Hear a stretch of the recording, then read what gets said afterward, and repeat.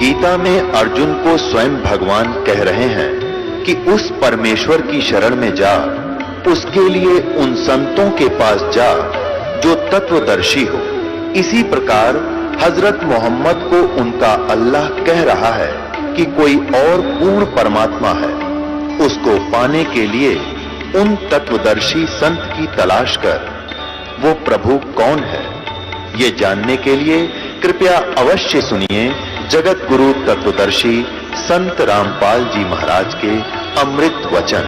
तो पुण्यात्माओं, आज तक हमें सत्यनारायण कथा नहीं मिली थी और ये सत्य कथा है। सत्यनारायण का अर्थ है सच्चा भगवान और सच्चे भगवान की सच्ची कहानी, सच्ची कथाएं।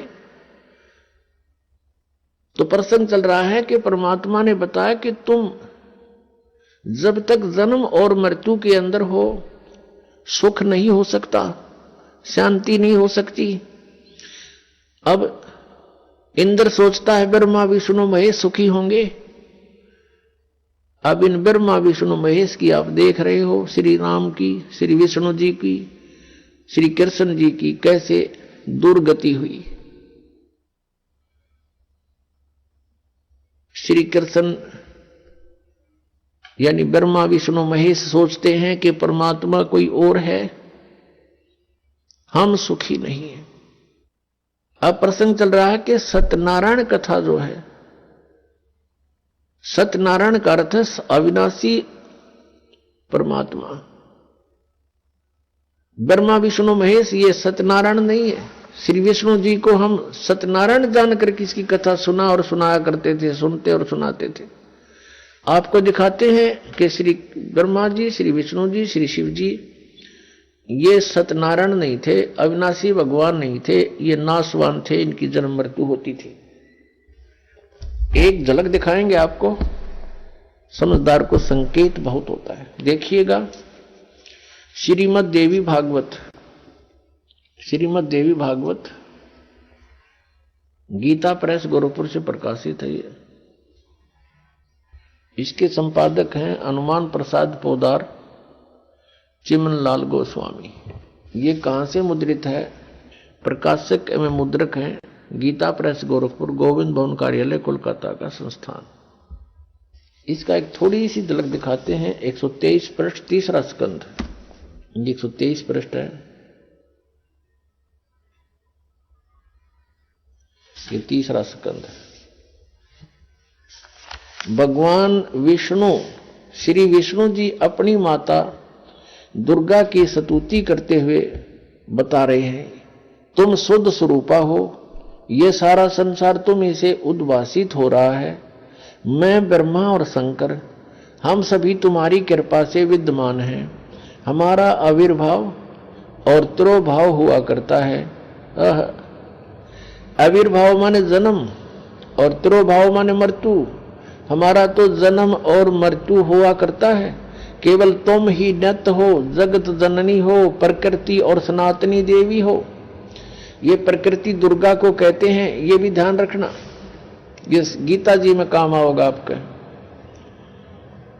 भगवान शंकर बोले, देवी यदि महाभाग विष्णु तुम्ही से प्रकट हुए हैं तो उनके बाद उत्पन्न होने वाले ब्रह्मा भी तुम्हारे बालक हुए। फिर मैं तमोगुणी लीला करने वाला शंकर क्या तुम्हारी संतान नहीं हुआ? अर्थात मुझे भी उत्पन्न करने वाली तुम ही हो। ये स्पष्ट हो गया। शंकर भगवान कहता है कि मैं जब ब्रह्मा भी आपसे उत्पन्न हुआ तो उसके बाद मेरी उत्पत्ति हुई, क्या मैं आपका बच्चा नहीं हुआ? मुझे भी उत्पन्न करने वाली तुम ही हो। शिवे संपूर्ण संसार की सृष्टि करने में तुम बड़ी चतुर हो। ये शिवे उसी को बोलते हैं, दुर्गा को। इस संसार की सृष्टि, स्थिति और संहार में तुम्हारे गुण सदा समर्थ हैं। उन्हीं तीनों गुणों से उत्पन्न हम यानी ब्रह्मा विष्णु एवं शंकर, रजगुण ब्रह्मा, सतगुण विष्णु, तमगुण शिव जी, शंकर भगवान नियमानुसार कार्य में तत्पर रहते हैं। अब इस पवित्र पुराण ने, इस श्रीमद् देवी भागवत पवित्र पुराण ने 4 कंसेप्ट क्लियर कर दिए। एक तो ये कि ब्रह्मा विष्णु महेश नासवान है, इनकी जन्म मृत्यु होती है, ये सत्यनारायण नहीं है। और दूसरा ये हो गया कि दुर्गा इनकी माता है तीनों की। तीसरा ये हो गया कि रजगुण ब्रह्मा, सतगुण विष्णु, तमगुण शिव जी। और चौथा कंसेप्ट ये क्लियर हो गया कि ये केवल नियमित कार्य ही कर सकते हैं, यानी जिसके भाग्य में जो कुछ लिखा है उतना ही दे सकते हैं। दुख है तो दुख ही देंगे, ये उसमें परिवर्तन नहीं कर पाओगे। और सुख है आपके भाग्य में तो उसको भी यदि आप इनकी भक्ति करते हो तो निर्बाध दिला देंगे। लेकिन ये कर्म, आपके कर्म में दुख है तो उसको परिवर्तन नहीं कर सकते, ये किसी भी प्रकार के पाप कर्म दंड का नाश नहीं कर सकते, ना संचित कर्म को नाश कर सकते और न ही ये प्रारब्ध के कर्म का नाश कर सकते। और संचित जो हम कर रहे हैं, जो क्रियावान है, ये भी उसको नहीं बदल सकते। जैसे महाभारत का युद्ध हुआ, श्री कृष्ण जी ने बहुत कोशिश की, यानी विष्णु जी ने, कि ये युद्ध ना हो। उनकी 100 प्रयत्न करने पर भी युद्ध होकर ही रहा। तो जो क्रियावान कर्म थे वह भी ना बचे, उनको भी नहीं चेंज कर सके। नित कितना अनर्थ हुआ, करोड़ों व्यक्ति मारे गए, वो सारा पाप पांडवों के सिर पर रखा गया। और प्रारब्ध के कर्म को ये अपना भी नहीं काट सकते। प्रारब्ध तो दूसरों का नहीं कैसे काटेंगे। जैसे श्री राम रूप में श्री रामचंद्र जी ने सुग्रीव के भाई बाली को मारा था, धोखा देकर वृक्ष की ओट लेकर तीर मारा था, उसका भी बदला देना पड़ा, वो भी कर्म दंड भोगना पड़ा। उसके प्रारब्ध में लिखा गया वो कर्म श्री कृष्ण रूप में। जो बाली वाली आत्मा थी वो तो एक शिकारी बना और श्री राम वाली आत्मा श्री कृष्ण बने। और श्री कृष्ण जी का वध विषाक्त तीर यानी जहर से बुझे हुए तीर मारकर उस एक शिकारी ने उनका वध किया। तो उनका अपना भी कर्म भोगना पड़ा उन भगवानों को, जिनकी हम गुण गाया करते थे, जिनको सर्वशक्तिमान बताया करते थे, तो वो भी सर्वशक्तिमान नहीं पाए, ये अविनाशी भी नहीं पाए, क्योंकि इनकी जन्म मृत्यु होती है। इनके पिता कौन है? इनके पिता काल रूपी ब्रह्म है। पुण्यात्माओं, सत्संग के अंदर परमात्मा की याद दिलाई जाती है, आत्मा और परमात्मा की सतीथि बताई जाती है, कौन से कर्म अच्छे हैं कौन से बुरे हैं ये याद दिलाई जाती है। और आपको जो मिशन से जुड़ता है, जो भगवान चाहता है, उसको स्ट्रिक्टली कहा जाता है कि ये पाप नहीं करोगे, ऐसा नहीं करोगे तो तुम सफल होगे, सच्चाई है ये। तो फिर वो आपके क्रियावान कर्म भी बदलवा दिए जाते हैं। जैसे कोई शराब पीता है, कोई चोरी करता है, कोई मिलावट करता है, कोई जारी करता है, कोई और बकवाद करता है, वो सब छुटवाई जाती है। वो क्रियावान कर्मों को भी चेंज कर दिया जाता है। प्रारब्ध के अंदर आपकी किस्मत में कोई जबरदस्त दुख है, उसको भी परमात्मा हल्का करके नाश कर देते हैं। परमेश्वर शरण में आने से आई टले बला, और जय मस्तिष्क में जय भाग्य में सूली हुआ कांटे में डर जा। यदि आपके भाग्य में कहीं मृत्यु दंड लिखा हो, कहते कांटा लाग के, मनमान ने ठोकर लाग के, अंगूठा फूट कर जीवन बच जा, इतना हल्का करके परमात्मा, वो कबीर परमेश्वर आपके प्रारब्ध में लिखे हुए पाप कर्म का विनाश कर देते हैं। और संचित जो कर्म आपके वहां रखे हैं डिपॉजिट, उसका भी नाश कर देते हैं। क्या बताते हैं परमेश्वर अपनी महिमा? आप ही बताओ आकर के। जब ही सतनाम हृदय धरो, भयो पाप को नाश, जैसे चिंगारी अग्नि की भाई पड़े पुराने घास। हमारे संचित कर्मों का ढेर लगा पड़ा है, हम आप जी को अब मिली है सत्य साधना, जो सच्ची साधना करनी चाहिए थी।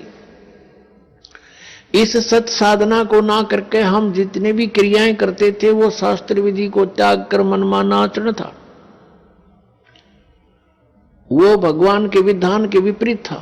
श्रीमद् भगवत गीता अध्याय नंबर 16 के श्लोक नंबर 23 में लिखा कि अर्जुन, शास्त्र विधि को त्याग कर जो मनमाना आचरण करते हैं, अर्थात मनमानी पूजाएं करते हैं, शास्त्र जो शास्त्र अनुकूल नहीं है, तो उनकी न तो गति होती है और न ही उनको कोई सुख होता है और न ही उनको कोई सिद्धि प्राप्त होती है, अर्थात यूजलेस। और इन तीन कामों के लिए ही हम भगवान की भक्ति करते हैं, और वही उन साधनाओं से कोई लाभ नहीं होता जो शास्त्र विधि को त्याग कर मनमाना आचरण करते हैं। तो उन क्रियाओं से हमें पुण्य बना नहीं, भक्ति धन जुड़ा नहीं, और जो साधना हम करते थे शास्त्र विधि को त्याग कर, उससे पुण्य के स्थान पर पाप बनते रहे। हम जिस लोक में रह रहे हैं ये काल का लोक है, यहां सुख नहीं, या तो सारा निर्दयी कार्य है इस भगवान का, क्योंकि जिसका नाम काल है, जो है ही कसाई, तो वहां सुख कैसे हो सकता प्राणी को। अब इसने ये खुद कहता गीता जी अध्याय नंबर 11 के श्लोक नंबर 32 में श्रीमद् भगवत गीता में कि अर्जुन, मैं काल हूं और सबको नष्ट करने के लिए प्रवृत्त हुआ हूं। अर्जुन 11वें अध्याय के 21वें श्लोक में कह रहा है कि ये भगवान, आप तो देवताओं को भी खा रहे हो, आप तो ऋषियों के भी खा रहे हो, और इस ऋषियों का समुदाय आपके आगे हाथ जोड़ रहा है, मंगल हो, बख्श दो। आप तो इनको भी खा रहे हो। ये कहता मैं तो काल हूं भाई, मैं ना छोड़ दूं किसी ने, और तू ना युद्ध करेगा तो भी मारूंगा इनको, ये तो मार रखे मैंने। तो पुण्यात्मा जो खुद न्यों का मैं काल हूं और उसको हम भगवान मान रहे, हम तो सांप पूज रहे थे, सर्प। अब श्री कृष्ण काल नहीं थे। श्री कृष्ण जी ने इस गीता के ज्ञान से पहले अपने आप को कभी काल नहीं कहा और उसके बाद कभी अपने आप को काल नहीं कहा। ये तो काल जो है ये 21 ब्रह्मांड का स्वामी है और ब्रह्मा विष्णु महेश का यो पिता है। ब्रह्मा विष्णु महेश जी की दुर्गा माता है, और ये इसको श्राप लगा हुआ ब्रह्म को, इस काल कहो चाहे ब्रह्म कहो, ये काल रूपी ब्रह्म भी कहलाता है। तो उस श्रापवश इसने 1 लाख मानव शरीरधारी प्राणी नित आहार करना पड़ता है, और उसके लिए हमें यहां रोक रखा इसने। अब जैसे कसाई बकरे पालता है, उन बकरों को सब सुविधाएं तो देता है वो, जैसे एक चारों तरफ से उनको बाड़ बना दी, कोई हिंसक पक्षी पशु और ना खा जाए उनको, और चरागाह बनवा दिया उनके लिए, घास फूस बोझड़े झाड़ उड़ा खूब उत्पन्न हो गए। एक तालाब बनवा दिया, एक शेड डलवा दिया घास फूस का, यानी झोंपड़ी। सर्दी लगे तो उसमें आ जाएं, वर्षा आवे तो उसके नीचे खड़े हो जाएं, और चारा खूब बढ़िया उनके लिए उपस्थित होता है। अब वो बकरे ये सोचते हैं कि हमारा जो मालिक है कितना अच्छा है, कैसी सुविधाएं हमें दे रखी है, घास दे रखा है खाने को, चरागाह दे रखे हैं और तालाब बनवा रखा है। अब उन बकरों की इतनी ही बुद्धि काम करती है, लेकिन वो उस समय को भूल जाते हैं जब आता है कहीं से उसको ऑर्डर 20 बकरों का, 10 बकरों का, बकरियों का, तो वो क्या करता है, जाकर के उनसे लेकर डंडा और छांट लेता मोटे मोटे। अब उसमें किसी का बेटा मरो, चाहे किसी की बेटी कटो, चाहे मां कटो, चाहे बाप मरो, वो ना देखता है किसका बेटा किसकी माँ है, इसकी माँ का क्या हाल होगा, रोएगी, इसका बच्चे रोएंगे, तो वो तो उनको निकाल लाता है। वह नहीं सोचता, उसके मन में भी ना आती है बातें, उसने तो छांटने मोटे मोटे और जाके कड़च करवा देता, कटवा देता है। तो यही हालत आप जी की हमारी यहां पर हो रही है। आप देखते हो दुर्घटना में परिवार नाश हो जाता है। वैसे किसी आपदा में जैसे भूकंप आ गया, वहां पर अक्षेत्र नष्ट हो जाता है। किसी परिवार के 4 मर गए, 5 मत, किसी के 6 मत, 4 3 मर गए, कुछ बालक बचे, किसी का बाप बच गया। तो ये स्थिति हमारी यहां पर है, जैसे वो कसाई के बकरों की होती है। और हम ये सोचते हैं देखो कितना अच्छा भगवान है, कितनी अच्छी पृथ्वी दे रखी है, इस पर अच्छे नाना भिन्न भिन्न प्रकार के फल फ्रूट हैं, काजू किस्म सेब संतरे, कभी झरने बह रहे हैं, बढ़िया दरिया बह रही हैं, नीचे जल है, बहुत अच्छा वातावरण है, और हम संतान उत्पत्ति करते हैं और खाता वो है।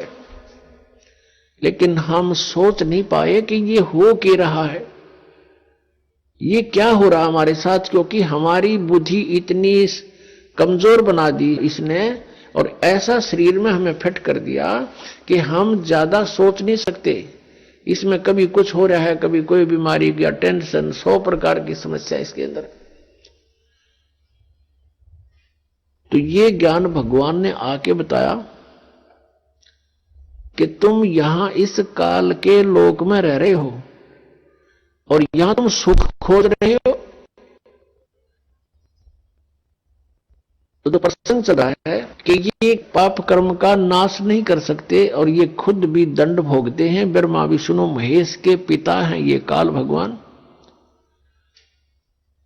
और जो शास्त्र विधि को त्याग कर मनमाना आचरण करते हैं, तो हम ऐसे लोक में रह रहे हैं कि उस शास्त्र अनुकूल साधना करेंगे तो कुछ पुण्य तो हो जाएंगे,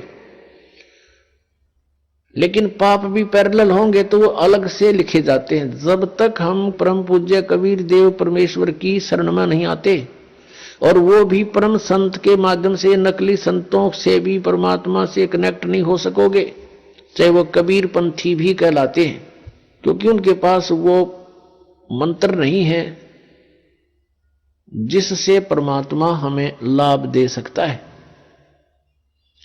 अब जैसे कोई गणते डंडी काटे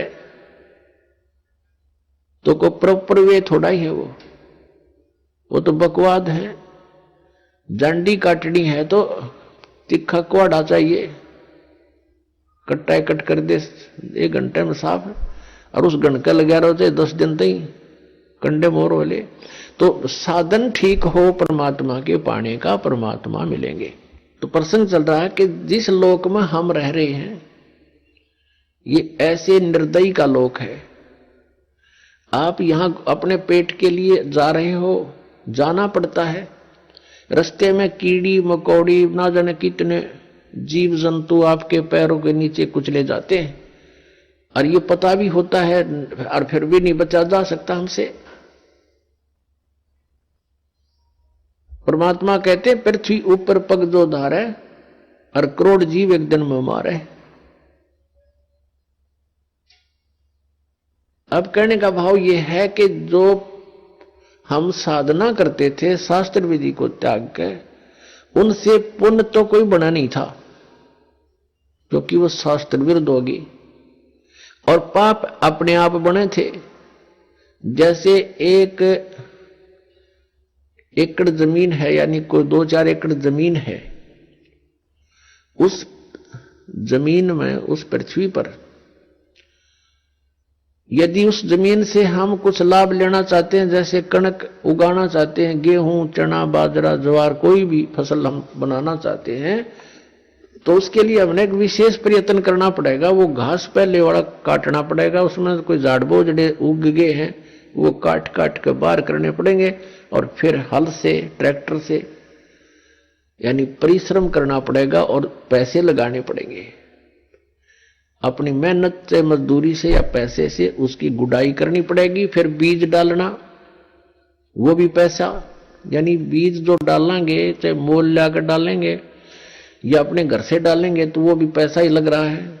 फिर सिंचाई का, उसके ऊपर फिर अपनी पर्सनल मेहनत, ये सब इतना व्यय करके और समय भी सारा दिन उसी के चक्कर में लगे रहना, तब जाकर के कहीं फसल बनती है, गेहूं प्राप्त होते हैं। और उसी जमीन, उसी पृथ्वी को आप बिल्कुल ना छेड़ो, कुछ ना करो, उसमें भी फिर भी अपने आप अड़ंगा उग गया होगा, अपने आप इतना कबाड़ो उसके अंदर उत्पन्न हो जाएगा, वो दिखे भी नहीं पृथ्वी है यहां पर, तो वो यूजलेस है। तो पुण्यात्मा, वो घास तो आप पे बन गया, वो अड़ंगा कबाड़ तो आप पे उग गया, और फसल बनाने के लिए कितना प्रयत्न करना पड़ा, और वह भी फसल हुआ तो वरना भी हुआ। यहाँ के जो साधनाएं थी वो ऐसे टाइप की थी जैसे कोई इंद्र की गद्दी प्राप्त करने के लिए, स्वर्ग का राजा बनने के लिए तप या यज्ञ करते हैं, तो उनकी यज्ञ या तपों को खंड करवा दिया करता था वर्तमान राजा इंद्र। क्योंकि यहां राजनीति चलती है, धर्म नीति नहीं चल सकती। धर्म नीति तो परमात्मा के चरणों में आने के बाद हम राज की इच्छा त्याग कर ही धर्म नीति को पर चल सकते हैं, उसको सफल कर सकते हैं। तो इंद्र अपनी राजनीति के आधार से कि कहीं कोई तेरी गद्दी प्राप्त करने की योग्य कोई ऐसा धार्मिक अनुष्ठान ना कर ले, तो उनको खत्म करवा देता था, किसी ना किसी कारण से खंड करवा देता। तो वो समझ ले जैसे किसान यहां पर खेती तैयार करता है, ओले आगे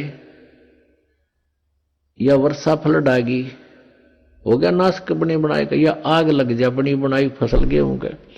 तो यहां कहने का भाव यह है कि इतनी मेहनत के बाद भी आशा नहीं कि घर आ जाएगी, और घर आती है तो कितना प्रयत्न, और वैसे उसमें अड़ंगा वैसे उग गया उस जमीन में। तो ये हम जिस लोक में रह रहे हैं, ये ऐसा स्थान है कि हमने अगर पुण्य करने पड़ेंगे इस शरीर से, तो मेहनत करनी पड़ेगी, काम भी छोड़ना पड़ेगा, 10 रुपए भी लगाने पड़ेंगे, तब हम पुण्य प्राप्त कर सकते हैं। और साधना हमारी शास्त्र अनुकूल हो, शास्त्र विधि को त्याग कर मनमाना आचरण ना हो, तो तब हमें पुण्य मिलेंगे। और पाप बराबर में लिखे जाएंगे, पाप अलग लिखे जाते हैं, पुण्य अलग लिखे जाते हैं। जब तक हम कबीर परमेश्वर की शरण में नहीं आते हैं परम संत के माध्यम से, तब तक हम जो साधना करते हैं, चाहे वो शास्त्र अनुकूल भी क्यों ना हो, तो भी हमारी दोनों लिखे जाएंगे, पुण्य न्यारे पाप अलग, और दोनों ही हमें प्राप्त होंगे। उन भक्ति वाली साधनाओं का तो स्वर्ग महास्वर्ग में जिस झूठे सुख को सुख मानते हैं वहां मिलेंगे, और जो पाप अलग लिखे हुए हैं वो मिलेंगे हमने नरक में, या फिर 84 लाख योनियों में, या फिर मनुष्य जीवन प्राप्त होगा, उसमें भी कुछ मिश्रण किया जाता है पाप और पुण्यों का। तो कहने का भाव यह है कि जहां हम रह रहे हैं वो, और जिन भगवानों को हम पूज रहे हैं, उनकी पूजाओं से हमारे संचित कर्म नहीं कट सकते। प्रारब्ध का जो कर्म, प्रारब्ध का कर्म वो होता है जो हमारे जीवन में लिख दिया जाता है, जिसको हम भाग्य बोलते हैं, किस्मत, वो दोनों भोगने पड़ेंगे। और कबीर परमेश्वर की शरण में आने के बाद ये परमात्मा कहते हैं यजुर्वेद अध्याय नंबर 5 के और मंत्र नंबर 32 में कहा है कि उसी कसी कबीर अंगारी असी बम्भारी असी। अग अंगारी माने अग माने पाप, अरि माने शत्रु, पापों का नाशक, वो कबीर है, कबीर देव का, हम उसको कबीर साहब बोलते हैं। बम्भारी माने हमारे कर्मों के बंधन को काटने वाला, बम्बर माने बंधन, और अरि माने शत्रु, बम्भारी। तो बम्भारी जो बंधनों का शत्रु है वो कबीर देव है, कबीर साहब है। और वो रित धामा सवर ज्योति रित धामासी, वो स्वयं प्रकाशित है उसका शरीर परमात्मा का, जैसे सूर्य स्वयं प्रकाशित है ऐसे ही परमेश्वर का शरीर स्वयं प्रकाशित है, साकार है, मनुष्य सदृश है, नर आकार है, मनुष्य तुल्य है वो। और वो सतलोक में रहता है। अपनात्मा परमात्मा ने 600 वर्ष पहले अपनी अमृत वाणी में बोला था, कबीर वाणी में, सच्चिदानंद घन ब्रह्म की वाणी में 600 वर्ष पहले कहा था कि वेद मेरा भेद है, मैं मिलो वेदन में नाही, और जौन वेद से मैं मिलूं वो वेद जानते नहीं। वेद मेरा भेद है, मेरी ही जानकारी, मेरी महिमा का गुणगान वेद कर रहे हैं, लेकिन इन वेदों में वर्णित विधि से मेरी प्राप्ति नहीं हो सकती, क्योंकि इन चारों वेदों में ब्रह्म तक की साधना का उल्लेख लिखा है। और पांचवा जो वेद था सूक्ष्म वेद, जो सच्चिदानंद घन ब्रह्म की वाणी यानी पांचवा वेद था, उसको नाश कर दिया इस काल भगवान ने कि कहीं इन मेरे अंतर्गत जितने प्राणी हैं इनको भगवान का पता ना लग जाए और इस साधना को करके ये मेरे जाल से निकल ना जाए। इस दृष्टिकोण से इस काल भगवान ने वो पांचवा वेद नाश कर दिया। उस पांचवें वेद के नाश की पूर्ति करने के लिए परमेश्वर स्वयं चल कर आते हैं सतलोक से, और फिर वो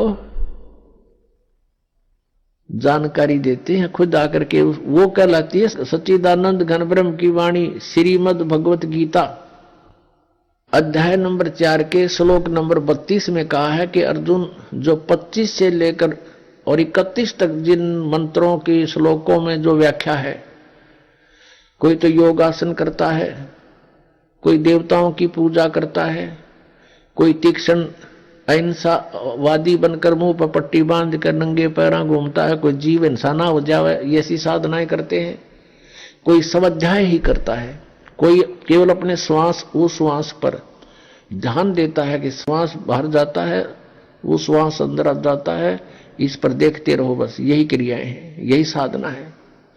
ना देखोगे तो भी श्वास तो आवे जाएगा, ना तुम्हारे देखने तक के कला टूटिया उसमें। तो बिना ज्ञान के ये धक्के दे रखे थे, डरे डुआ रखे थे अपने से, ये साधनाएं ठीक नहीं थी। शास्त्र विधि को त्याग का मनमान्य आचरण था। तो कहता है इन 25 से लेकर 30 तक जो ये श्लोकों में चौथे अध्याय के गीता जी में साधना या साधक अपनी साधना को पापनाशक जानते हैं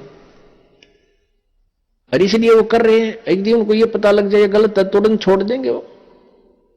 तो फिर कहा गीता जी अध्याय नंबर 4 के श्लोक नंबर 32 में कि वो यथार्थ ज्ञान इन यज्ञों का, जो यज्ञ कर रहे हैं ना परमात्मा पाने के लिए ट्राई कर रहे हैं, यज्ञ माने धार्मिक अनुष्ठान, इन धार्मिक यज्ञों की अनुष्ठानों की जानकारी बहुत विस्तार के साथ लिखी है सच्चिदानंद ब्रह्म की वाणी में।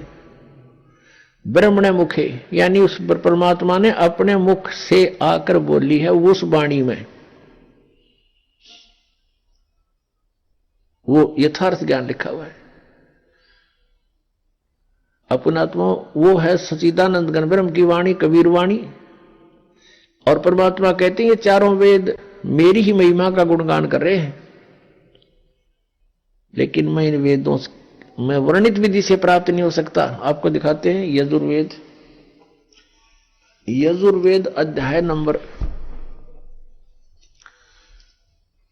5 का मंत्र नंबर 32 में कबीर अंगारी असी बम्भारी असी, ये देखिएगा, ये है यजुर्वेद और महर्षि दानंद द्वारा इसका अनुवाद है। इसके प्रकाशक कौन है? सार्वदेशिक आर्य प्रतिनिधि सभा 2/5 महर्षि दानंद भवन, रामलीला मैदान, नई दिल्ली से। यजुर्वेद आर्य भाषा भाष्य संपूर्ण 40 अध्याय, महर्षि दानंद सरस्वती कृत। इस दानंद जी ने इसका अनुवाद किया है। ये लेखक नहीं है वेदों का, केवल अनुवाद करता है, जैसे गीता जी के गढ़े अनुवाद करता है। और मुद्रक ये है Prince offset printers 1510 Pataudi house Daryaganj नई दिल्ली से। अब इसके 5वें अध्याय के 32वें श्लोक में दिखाते हैं आपको। ये 5वां अध्याय और ये है नीचे 32वां मंत्र 32। यहां देखिएगा, उसी गसी, ये देखो कबीर अंगारी असी, हम इसको कबीर बोल देते हैं बै, अपने लैंग्वेज में हम बै बोलते हैं। कबीर अंगारी असी बम्भारी अविसुर असी। अच्छा, इसका इन्होंने अनुवाद किया है, ये देखेंगे। हे जगदीश्वर, जिस कारण आप उसी के माने कांतिमान, असी माने हैं, और अंगारी माने खोटे चलन वाले जीवों के शत्रु। ये लिखना था, आप पाप के शत्रु हैं, पाप नाशक हैं। अब ये अनुवाद करता महर्षि दानंद का अपना ज्ञान सिद्धांत था कि भगवान पाप नाश नहीं करता, इसलिए इसने यहां बात उलझा दी। और फिर 8वें अध्याय के 13वें श्लोक में 6 बार लिख रखा भगवान पाप का नाश कर देता है, वहां इसकी बसाई नहीं। ये लिखना था, वो अंग माने पाप, अरि माने शत्रु, वो पापों का शत्रु कौन है? कबीर। अब इन्होंने इसको, ये कबीर है, कबीर, हम इसको कबीर बोलने लगे, और इसने ये कर दिया इसका कवि, और अर्थ कर दिया कांत प्रजय है। अब पहले हम इस, और फिर बम्बारी, ये देखो, बम्बारी, बम्ब आरी माने, बम्ब माने बंधन, अरि माने शत्रु, बंधनों के शत्रु, यानी हम उसको बंदी छोड़ कहते हैं, जो बंधन काट दे, बंधन तो छुड़वा दे। हम कबीर जी को, कबीर परमेश्वर को हम बम्बारी यानी हम बंदी छोड़ कहते हैं, और इसको लिखने का फर्क है, या बंदी छोड़ लिख दे, बंधनों का शत्रु लिख दे, एक ही बात है। अब जैसे इन्होंने यहां जो गलती की है ना, यह गलत कर दिया। ये अगर या तो फिर कवि ये लिख देते यहां पर, वो कवि हैं बस, फिर भी हम मान जाते, न कुछ ठीक करने की चेष्टा की। कबीर का अर्थ कांत प्रजय लिख दिया, है कोई बात हुई। अब जैसे ये यजुर्वेद है जिसको हम पढ़ रहे हैं, और इसका कहीं पर व्याख्या हो, अब दिखाते हैं आपको। अब जैसे ये इसी यजुर्वेद का अब 36वां अध्याय है, ये देखो, ये 60-30 अध्याय, 60-30 अध्याय यानी 36, 6-30, और इसका ये प्रथम मंत्र है, ये रहा। इसमें ये लिखा है, रचम वाचम प्रपदे मनो यजु प्रपदे, ये यजु शब्द लिखा है। अब ये है यजुर्वेद के विषय में, और इसका कोई अर्थ कर दे वो गलत करेगा, इसका यजुर्वेद ही लिखना पड़ेगा। यो जैसा कि इस महर्षि ने ये ठीक किया, यहां पर ये है यजु, इसका यहां अनुवाद किया है, वहां मूल पाठ था। ये देखो, ये यजु शब्द है, और इसका यजुर्वेद लिखना पड़ा, ये सही अर्थ बना यहां पर। यदि इस यजु का अर्थ कर देते यज्ञ स्तुतियों का संग्रह, तो के बेराव का के है संग्रह, यज्ञ स्तुतियां लिख दे इसकी, यज्ञ स्तुति, तो यजु का अर्थ यहां लिखना पड़ेगा कि वह यजुर्वेद के बारे में कहा जा रहा है। तो ठीक जहां इन्होंने कवि कर दिया, उसको हमने कबीर देव कर पढ़ना पड़ेगा, कबीर देव लिखना था। देखो, हम फिर आते हैं वही 5वें अध्याय के 32वें श्लोक में, ये 32वां श्लोक यजुर्वेद का। अब यहां इसने जो कवि कर दिया, यहां लिखना था वो कबीर देव है, बस वो कबीर देव लिख देते, हम कबीर देव कहने लगे। देव को परमेश्वर, देव का अर्थ परमेश्वर होता है, तो यहां लिखना था वो कबीर देव हैं। और देखो यहां लिखा है, रित धामासी सवर ज्योति, रित धामा, इन्होंने खुद लिखा है, रित धामा माने सतधाम युक्त। हम सतधाम कहो, सतलोक कहो इसको, ये सतलोक रित धामा नो कारण, ये फलाना रित धामा माने सतलोक वाला, सतलोक का निवासी। वो कहते हैं ये फलाने गांव का है, यो फलाना वो गांव का है। तो ये ऐसे है कि वो रित धामा वो सतलोक में रहता है। और सवर ज्योति, देखिए अड़ंगा के रखे अनुवाद का, अंतरिक्ष को प्रकाश करने वाला। सवर ज्योति स्वयं प्रकाशित, वो स्वयं प्रकाशित है, परमात्मा है, वो सतलोक में रहता है। कबीर उसका नाम है, और वो ही अंगारी है, पापों का शत्रु है, बंधनों का शत्रु है, यानी बंदी छोड़ है वो कबीर अंगारी असी। ये कबीर, हम इसको कबीर बोलते हैं, कबीर। हम लक्षण भी कबीर लागे, पड्डी की मात्रा भी लिख दें। अब परमात्मा ने कहा वेद मेरा भेद है, मैं वेदन में नाही, और जौन वेद से मैं मिलूं वो वेद जानते नहीं।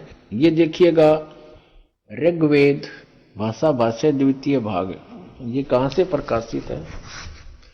प्रकाशक हैं पंडिता राकेश रानी, प्रधान कार्यालय वेद मंदिर महात्मा वेद भिक्षु सेवाश्रम, लेखराम नगर अब्राहमपुर, मुखमेलपुर दिल्ली, दूरभाष इतना है। और नीचे लिखा दान संस्थान नई दिल्ली का प्रकाशन। और इसका यहाँ अनुवाद करता है ये 9-10 मंडल हैं ये। महात्मा वेद भिक्षु भारतेंद्र नाथ, दान संस्थान, करोल बाग, नई दिल्ली। इसके 10वें सूक्त के 10वें मंडल के और सूक्त नंबर 49 में दिखाते हैं आपको। ये देखिएगा ऋग्वेद मंडल नंबर 10 और सूक्त 49 इसका ये पहला ही मंत्र है। 49 सूक्त का ये पहला मंत्र है। इसमें लिखा है कि मैं स्तुति करने वाले को, यानी पूर्ण परमात्मा अपनी महिमा वेदों में लिख रहे हैं। और इसका अर्थ है कि अहम दा गृहन्ते पूर्वम स्वहम ब्रह्म करणम। अब पूर्ण परमात्मा कहता है ब्रह्म की उत्पत्ति मैंने ही की।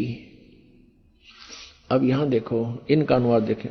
मैं स्तुति करने वाले को सनातन निवास योग्य लोक, सनातन ऐश्वर्य निवास योग्य लोक, मोक्ष तथा ज्ञान प्रदान करता हूं। मोक्ष भी प्रदान करता हूं और निवास योग्य सनातन लोक, सनातन ऐश्वर्य जहां जाने के बाद फिर कभी आपका सुख नाश नहीं होगा, वो प्रदान करता हूं। अहम ब्रह्म, एक देखो स्पष्ट, ये भी पढ़ना पड़ेगा, हमने नहीं था ये गड़बड़ कर रहे हैं। अहम ब्रह्म करणवम, मैं वेद को उत्पन्न करता हूं। ब्रह्म का अर्थ वेद कर दिया इन्होंने, ऐ तरह गजब। मैं ब्रह्म को उत्पन्न करता हूं। पूर्ण परमात्मा कबीर देव जी सतपुरुष ने ब्रह्म की उत्पत्ति की थी। फिर मूल संस्कृत पढ़ो। अहम माने मैं, ब्रह्म माने ब्रह्म को, करणव उत्पन्न करता हूं। मैं ब्रह्म को उत्पन्न करता हूं। ठीक है, इन्होंने जहां थोड़ी बहुत गलती करी है अनुवाद में, उसको हम शुद्ध कर लेंगे अपने ज्ञान से। और यह वेद मेरी ही महिमा की वृद्धि करता है। ये वेद मेरी ही महिमा करता है। चारों वेद मेरी ही महिमा गा रहे हैं। यज्ञ दान सत्संग करने वाले को सन्मार्ग में आदेश करने वाला मैं ही हूं। करे करावे साईं अमन में लहर उठा और दादू सदर जीव के आ बगल हो जा। कहता सब ये दान पुण्य सत्संग पुण्यात्मा जो मेरे से जुड़ गए हैं उनको मैं ही लाता हूं। यहां पर मैं ही सन्मार्ग का आदेश करने वाला मैं ही हूं। मैं सकल युद्ध में न देने वाले कुसंगी यज्ञशील जनों को ही हराता हूं। हराता है यानी हराता हूं, यानी कहने का भाव यह है कि ये मैंने तो ब्रह्म की उत्पत्ति की है और जो मेरी सतभक्ति करते हैं, मेरी स्तुति करते हैं, उनको सनातन लोक, सनातन माने शाश्वत स्थान प्राप्त कराता हूं। और वहां से जब हम चले गए तो ऐश्वर्य आप पर रहेगा, वहां सारे ठाठ मृत्यु नहीं, कभी कोई बुढ़ापा नहीं, किसी चीज का भाव नहीं। निवास योग्य लोक, मोक्ष तथा ज्ञान प्रदान करता हूं। और मैं अहम ब्रह्म कर्णव, मैं वेद को उत्पन्न करता हूं। या वेद नहीं, यहां ब्रह्म को उत्पन्न करता हूं। और मह्यम वर्धनम, महिमम, और ये जो वेद है वो मेरी महिमा गा रहे हैं, क्योंकि ब्रह्म ने फिर वेदों का ज्ञान आगे दिया। अब कहने का तात्पर्य यह है कि हम जिन सदग्रंथों को सही मानते थे, सत्य मानते थे और मानते हैं, उनको हम समझ नहीं सके। जब पूर्ण परमात्मा कबीर जी ने, उस दानक कबीर ने, जुलाहे कबीर ने, काशी में आए हुए भगवान परम अक्षर ब्रह्म ने अपनी प्यारी आत्मा धर्मदास जी को अपना सतलोक दिखा लिया, सचखंड दिखाया, वहां सब सतिथि से परिचित करवाया। तब वो वापस आया, उसके शरीर में वापस प्रवेश कर दिया आत्मा को। तब उसने जागृत होकर के कहा कि हे परमात्मा, हम तो इन श्री राम, श्री कृष्ण, ब्रह्मा, विष्णु, महेश जी को ही सुप्रीम पावर मानते थे। हे मालिक, फिर ये तो वेद और जितने भी पुराण हैं ये सब झूठी हैं। इनमें इनके बारे में बताया कि अजरो अमर है, सर्वशक्तिमान है, सर्वेश्वर है। परमेश्वर ने कहा वेद कतेब झूठे नहीं भाई, और झूठे हैं जो समझे ना ही। झूठे तो वो हैं जो इनको समझ नहीं सके। वेद पढ़ने पर भेद न जाने, बाँचे पुराण 18, और फिर भी वेद पढ़े और उसका समझ नहीं सकते। इस करके अज्ञान साधनाएं शुरू करवा रखी हैं। और जड़ को अंधा पत्ते खुआवे, भूल गया सृजनहारा।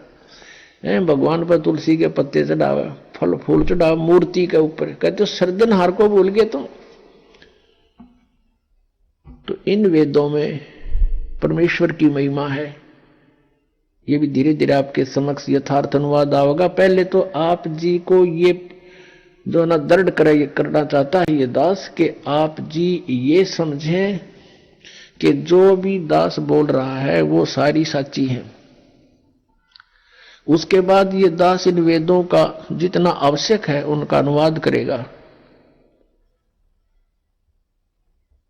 और पहले आपको इसलिए इन्हीं के अनुवादित वो दिखाए जा रहे हैं मंत्रों के अनुवाद, कि ताकि कोई आपको भ्रमित ना कर दे कि न्यू कहे कि रामपाल ने संस्कृत ना आती।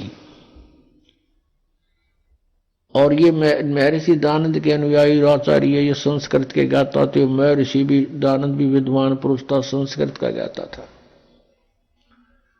वो सही समझा है उन्होंने, वेदों का ठीक अनुवाद कर रखा है। तो पहले उन्हीं के द्वारा किए गए अनुवाद को दिखाकर फिर दास साथ साथ उनमें जो त्रुटि है वो आपके समक्ष पेश करेगा। फिर आपका समझ में आओगी, फिर आप दृढ़ हो जाओगे कि सचमुच कौन सा अनुवाद सही है, कौन सा गलत है। फिर आप स्वयं निर्णय लेकर के दृढ़ हो जाओगे। और जब तक हम दृढ़ नहीं होंगे हम कोई मोक्ष प्राप्ति नहीं कर सकते। डगमग आदमी कभी सफल नहीं हो सकता। आप आगे जाकर के मान लीजिए दो रास्ते हो जाते हैं। कहीं आप अकेले जा रहे हो, या तो आपके साथ गाइड हो, कोई व्यक्ति जानकार हो, या फिर आपके पास मैप हो। उस मैप पर आप देखकर चल सकते हो कि ये रास्ता नहीं ये है, और मैप के बारे में आप दृढ़ हो कि सचमुच इसमें जो लिखा फाइनल है। तो ये हमारे सदग्रंथ हमारे मैप हैं। ये मैप आपको मानचित्र दिखाया जा रहा है कि आप जिस रास्ते जा रहे हो ये रास्ता आपका है, ये नहीं है। और आप दृढ़ हो जाओगे सचमुच ये, फिर आप डगमग नहीं हो सकते। अगर आपके पास मैप नहीं है, आप चल पड़े, आगे दो रास्ते हो जाते हैं, वहीं पर आप असमंजस में पड़ जाओगे, आंख मीच करते चल पड़ो किसी साइड में, वो दूसरी बात है।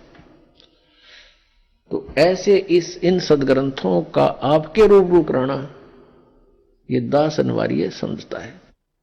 अब बताया कि वेद मेरा भेद है और मैं ना वेदन के माही, जौन वेद से मैं मिलूं ये वेद जानते नहीं।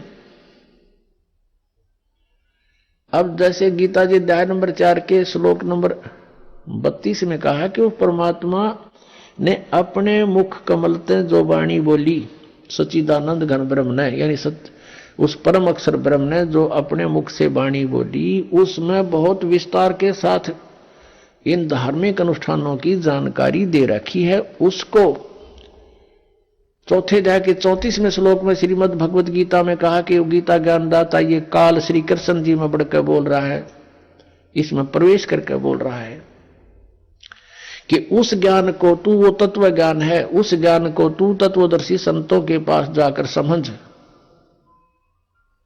उनको दंडवत प्रणाम करने से, कपट छोड़कर उनकी सेवा प्रसन्न करने से, सरलता पूर्वक प्रसन्न करने से वो तत्वदर्शी संत तुझे परमात्म तत्व का ज्ञान कराएंगे जिसको गीता ज्ञान दाता भी नहीं जानता।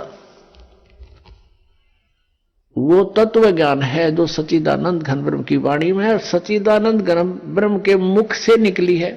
यानी उसी परमेश्वर ने आके ये सच्चाई हमें बताई है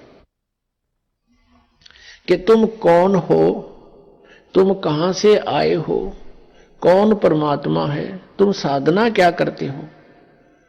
तो वो परमात्मा की महिमा जैसे आपने ऋग्वेद मंडल नंबर 10 सूक्त 49 में प्रथम मंत्र में आपने पढ़ा कि वो वेद, ये परमात्मा कहता है पूर्ण ब्रह्म कि इस वेद का ब्रह्म की उत्पत्ति मैंने की, और ब्रह्म ने फिर आगे मेरी महिमा, क्योंकि ब्रह्म के अंदर परमात्मा ने 4-5 वेद फीड कर दिए थे, जैसे एक मोबाइल से दूसरे मोबाइल में ट्रांसफर कर दी जाती है पूरा का पूरा मैटर, फिल्म की फिल्म पूरी। ऐसे परमात्मा ने 500 वेद इसके अंतःकरण में फैक्स कर दिए थे वहां से, और फिर जैसे समय आने पर अपने आप मालिक के नियमानुसार इसके अंदर से श्वासों के माध्यम से वो सारे बाहर आगे प्रकट हो गए। अब अगर आज से 50 वर्ष, 20 वर्ष, 40 वर्ष पहले ये दास ये बताता कि परमात्मा ने इसके कंप्यूटर में, इसके काल के अंतःकरण में वो 4 वेद भेज दिए, और फिर समय आने पर उसको आदेश अनुसार प्रक्रिया मालिक ने ऐसी की कि उसके श्वासों से आप निकले बाहर, तो ना दच्चो या बात। आज सारा यकीन होगा, विश्वास होगा आपको, क्योंकि आजकल आप जो टेक्निक देख रहे हो कहां से कहां डाउनलोड कर लेते हैं, और एक छोटी सी चिप होती है इतनी, और उसके अंदर कितना मैटर भरा होता है, उसको कहीं भी फिट कर दी जा, जिसमें वह डाल दिए, फिर उसे कितना डाउनलोड कर लो, पूरे पृष्ठ के पृष्ठ इतना बड़ा पुलंदा भर लो। तो ऐसा हुआ था। तो इसने जब देखा कि डाउनलोड इसने किया बाहर अपने कंप्यूटर से, अंतःकरण से, तो पढ़ा के पर जो 5वां वेद था सूक्ष्म वेद, उसमें तो सारी ये जानकारी है। वे ऑफ वर्शिप भी इसने एक नहीं देखा, आप बताओ, उसको नष्ट कर दिया, छुपा दिया। और ये 4 थे जो जिसमें महिमा तो थी भगवान की, इनको खत्म नहीं कर सका ये। इसमें भी महिमा है लेकिन वे ऑफ वर्शिप नहीं है। और इस वेद को समझना यहां के प्राणियों के बस की बात नहीं, चाहे ब्रह्मा जी हो, चाहे विष्णु, चाहे शिव जी, ये भी वेदों को नहीं समझ सके। ये तो वो परमात्मा स्वयं आता है, फिर स्वयं ही अपने द्वारा लिखी हुई उन ग्रंथों को स्वयं ही ठीक ठीक समझाता है। अब जैसे वेदों का जो निर्णायक ज्ञान परमात्मा ने अपनी सच्चिदानंद घन ब्रह्म की वाणी कबीर वाणी में बोला, अब उस वाणी से परिचित होने के बाद हमने वेदों को खोला और वेद बिल्कुल साफ हो गए, क्योंकि ये आध्यात्मिक ज्ञान है, इसको संस्कृत भाषा के जानने वाले नहीं खोल सकते, इसका अनुवाद नहीं कर सकते। जैसे किसी ने हिंदी सीखी, फॉरनर ने अच्छा हिंदी में चाहे कुछ भी बन गया और शास्त्री बन गया, और उसने रामायण का ज्ञान नहीं, रामायण की सटोरी का ज्ञान नहीं, और उसको कोई कहे कि ले आप इन तुलसीदास कृत चौपाइयों का अनुवाद कर दो, अड़ंगा करेगा वो, बेसिक विद्वान बना हुआ है। तो ऐसे ही इन विद्वानों ने, संस्कृत भाषा के विद्वानों ने, विद्वान तो होता जो सर्वज्ञ हो, सर्वज्ञ केवल कबीर परमेश्वर है, और सब भाषाओं का, सब अध्यात्म ज्ञान से सबका जानकार था वो, और उनको अविद्वान कहते थे, ये नकली विद्वान। अब संस्कृत भाषा के जानने से विद्वान नहीं होता, एक भाषा के जान लेने से विद्वान नहीं होता, उसका ठीक है, उसको वो भाषा आती है, उसका मास्टर है, बस। अब तत्व ज्ञान को नहीं समझ सके, जिस कारण से उन्होंने इनके अर्थों का अनर्थ कर दिया। अब वो परमात्मा स्वयं वहां से चलकर आते हैं, अपने द्वारा रची हुई सृष्टि को वही ठीक ठीक बताते हैं, और यथार्थ ज्ञान वही आकर देते हैं, वो ज्ञान समझाते हैं, मनुष्य की तरह चलकर आते हैं। आइए अब हम उन श्रद्धालुओं के अनुभव जानते हैं जो जगत गुरु तत्वदर्शी संत रामपाल जी महाराज जी से दीक्षा प्राप्त कर चुके हैं तथा उनके द्वारा बताए गए भक्ति मार्ग पर चल रहे हैं। नमस्कार जी। नमस्कार जी। क्या नाम है जी आपका? मेरा नाम सुनैना कुमारी। बहन जी कहाँ से हैं आप? मैं जी गया जिला से हूँ, ग्राम गंगटी, पोस्ट रौना, थाना बेलागंज, जिला गया, बिहार से मैं हूँ जी। संत रामपाल जी महाराज से नाम दीक्षा आपने कब ली? मैंने संत रामपाल जी महाराज से नाम दीक्षा मैं जी ली 20 सितंबर 2020 को। संत रामपाल जी महाराज से नाम दीक्षा लेने से पहले आप क्या भक्ति साधनाएं करती थीं? मैं जी संत रामपाल जी महाराज से नाम दीक्षा लेने के पहले मैं जी सारे देवी देवताओं का भक्ति किया करती थी जी। तो फिर आप संत रामपाल जी महाराज की शरण में कैसे आईं? मैं जी संत रामपाल जी महाराज के शरण में आई जी। मेरे को इतनी प्रॉब्लम होने लगी जी, मेरे को शारीरिक कष्ट, आर्थिक कष्ट और जी भूत प्रेत बाधा होने लगी जी। मैं डेली टीवी देखती थी जी, मैं डेली संत रामपाल जी महाराज जी का मैं सत्संग देखती जी, पर समझ में नहीं आता था जी मैं क्या देख रही हूँ और क्या सुन रही हूँ। पर एक दिन जी मैं डॉक्टर के पास से आई तो उस टाइम में हमें चैनल पे जो सत्संग लगाई 8:30 तक जो आता है तो मैं लगाई, देखी, लास्ट में जो इंटरव्यू देखी तो मेरे दिल में ऐसा आया कि मैं यहाँ पे जाऊं और नाम दान लूं जी, मेरे यहीं से कल्याण होगा जी। मैं अपने हस्बैंड को बोली कि जी ये नंबर आप उतार लीजिए जी, ये नंबर पे मैं कॉल करूंगी और यहाँ से नाम दीक्षा लूंगी। मेरे हस्बैंड बोले अरे तुमको नहीं पता है, ये लोग पैसा लेके ही ऐसा बुलवाते हैं। हाँ बोले जो भी हो जी, परमात्मा की दया से मैं तो यहाँ जाऊंगी ही जाऊंगी।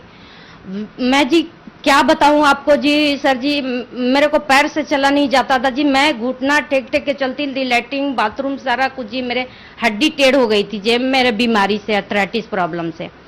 तो मैं किसी तरह पलंग से गुस्सा में जी उतरी और मोबाइल ली, उससे मैं लिख नहीं पाई तो मोबाइल से जी फोटो मैं तो जैसे तैसे खींची जी, जो स्क्रीन पे मालिक का जो नंबर आ रहा था संत रामपाल जी महाराज का, मैंने संत रामपाल जी महाराज का नाम दीक्षा जी ली। मैं सर जी इतना बता रही हूँ कि मैं बैठ नहीं सकती थी, खड़ा नहीं हो सकती थी 10 मिनट में किचन में। मेरे को 1 साल हो गया था किचन में जाए हुए, आटा सानवे, 1 गिलास पानी उठाए हुए। जो मैं बता रही हूँ सर जी कि ये आने के यहाँ बाद भगत जी जो फॉर्म भरते हैं, समझाते हैं, तो बोले बैठ जाइए बहन जी। हम बोले सर जी हमें तो बैठना ही प्रॉब्लम है, हम बैठ नहीं सकते। तो इतना कह के मैं बैठने लगी तो एकदम आराम से जी बैठ गई। मेरे हड्डी प्रॉब्लम, कोई शरीर में कोई प्रॉब्लम नहीं हुआ जी, सारा रूल प्रोसेस में समझी जी। जो मैं गुरु जी का, संत रामपाल जी का जी मैं नाम दीक्षा ली। संत रामपाल जी महाराज से नाम दीक्षा लेने के बाद आपको क्या लाभ मिले?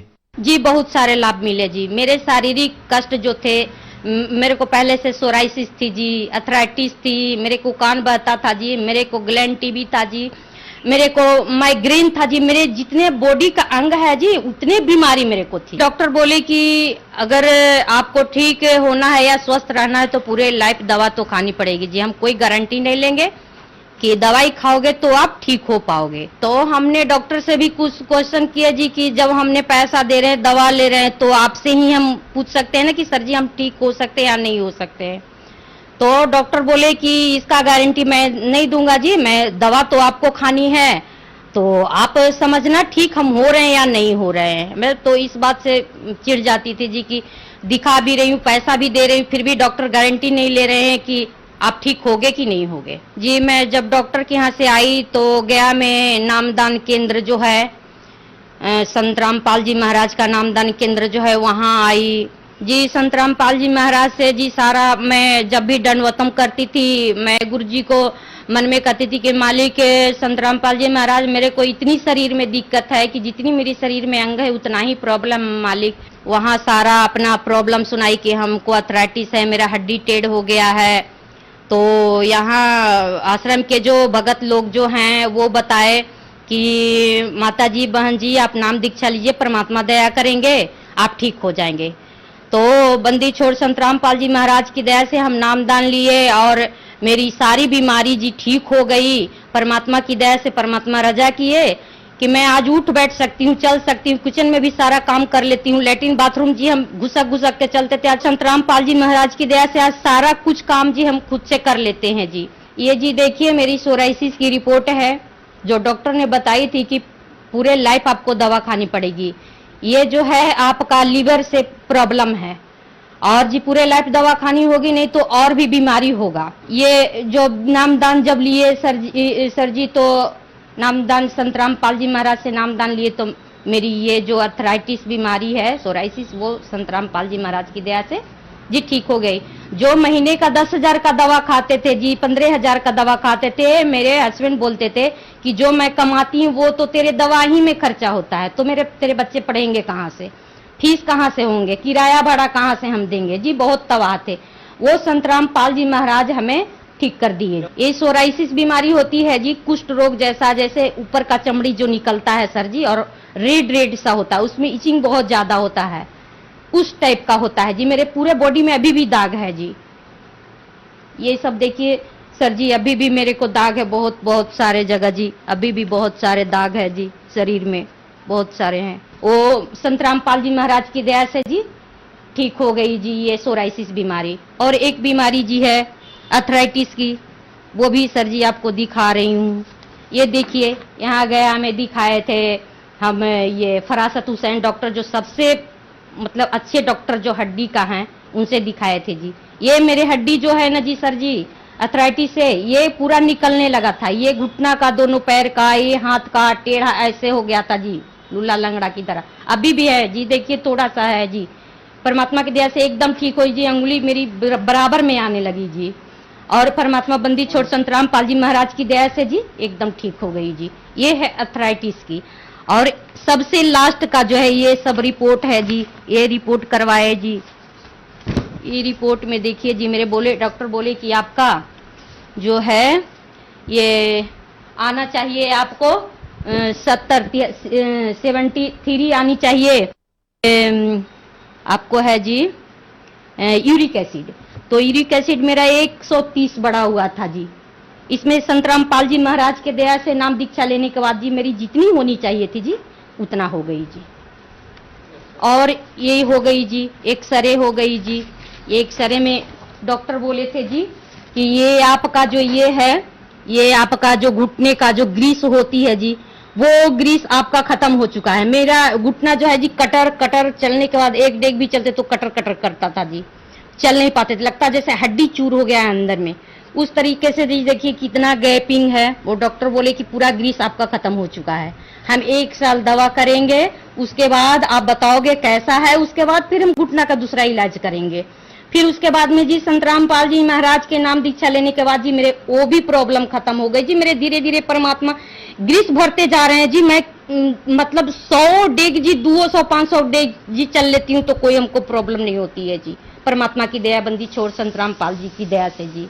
संत रामपाल जी महाराज से नाम दीक्षा लेने के बाद आपको बहुत सारे लाभ मिले, तो जो दर्शक आज आपको देख रहे हैं और वो भी किसी न किसी बीमारी से ग्रस्त हैं, उनके लिए आप क्या कहना चाहेंगी? जी हम क्या कहेंगे, मालिक की दया है। हम तो यही कहेंगे कि आप परमात्मा का चैनल पर जो सत्संग आता है आप देखिए, और ये बुक जो ज्ञान गंगा है और जीने की राह है वो पढ़िए। जितने भी दुखी लोग हैं वो संत रामपाल जी महाराज के शरण में आए और अपना कल्याण करवाएं जी। संत रामपाल जी महाराज से नाम दीक्षा कैसे ली जा सकती है?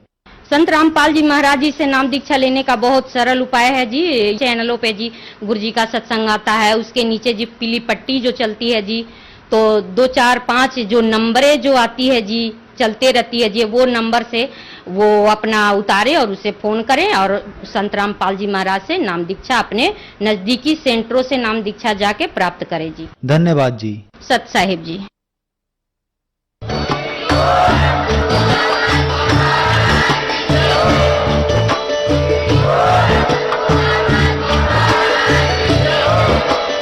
आप सुन रहे थे जगत गुरु तत्वदर्शी संत रामपाल जी महाराज जी के मंगल प्रवचन। अधिक जानकारी के लिए विजिट कीजिए हमारी वेबसाइट www.jagatgururampalji.org। संत रामपाल जी महाराज जी के शुभ आशीर्वाद से पूरे विश्व भर में 500 से भी ज्यादा नाम दीक्षा केंद्र हैं, जिन पर संत रामपाल जी महाराज जी द्वारा ऑनलाइन